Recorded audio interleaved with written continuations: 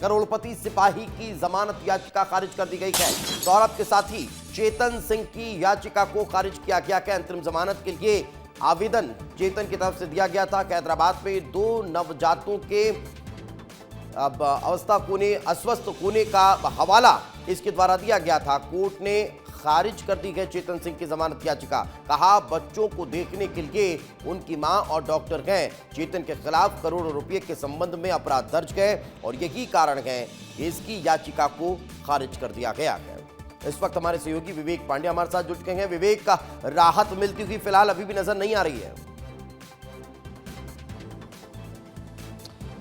निश्चित तौर पर दीपेश, पहले चेतन गौर ने भोपाल में याचिका लगाई थी खुद के जमानत के लिए, लेकिन अब बच्चों के मेडिकल ग्राउंड पर उससे जमानत लगाई थी। जमानत की याचिका पर सुनवाई करते हुए कोर्ट ने ये कहा है कि उसकी बच्चों की देखरेख के लिए मां और बहन है और डॉक्टर भी है, तो ऐसे में जमानत नहीं दी जा सकती। इससे पहले सौरभ शर्मा ने भी जमानत याचिका लगाई थी और उसने ये कहा, कुछ मांग भी की थी कि उसे पूछताछ में कुछ खतरा हो सकता है, लेकिन कोर्ट ने कहा कि जुडिशियल वे में वो कोर्ट में है, इसलिए उसकी जमानत याचिका को अभी स्वीकार नहीं किया जा सकता है। फिलहाल तीनों आरोपी भोपाल के सेंट्रल जेल में बंद है। करोड़ों रुपए के लेन देन के मामले में, आय से अधिक संपत्ति के मामले में परिवहन आरक्षक सौरभ शर्मा, चेतन और उसका एक और अन्य साथी है जिसे पुलिस ने कई बार पूछताछ की है। लोकायुक्त, ईडी और इनकम टैक्स के अधिकारियों ने पूछताछ की और करीब करोड़ों रुपए के गोल्ड और कैश के मामले में इन पर मामला दर्ज है। सबसे एक महत्वपूर्ण बात है कि अब सौरभ शर्मा और चेतन के साथ साथ जो तीसरा आरोपी है, ये तीनों हाई कोर्ट का भी रुख कर सकते हैं। फिलहाल हाई कोर्ट में एक बार सुनवाई हो चुकी है, अब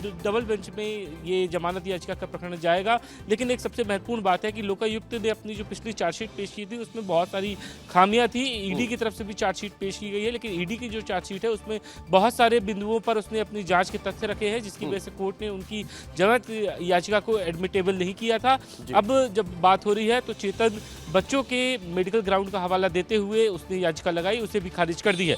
बहरहाल एक जो सबसे बड़ा विषय है कि इस करोड़ों रुपए के कैश और लेन देन के मामले में कोई बड़ी मछलियां अभी तक जांच एजेंसियों के हाथ नहीं लगी है। अब देखने वाली बात होगी कि इनसे पूछताछ में क्या इस तरह का कोई खुलासा होता है और उसके बाद अब जो बड़ी मछलियों का जिक्र आप कर रखे हैं उन तक का अब टीम पहुंचती गई। आने वाला वक्त बताएगा। फिलहाल बहुत बहुत शुक्रिया इस तमाम जानकारी का हमारे साथ चर्चा में जुड़ने के लिए।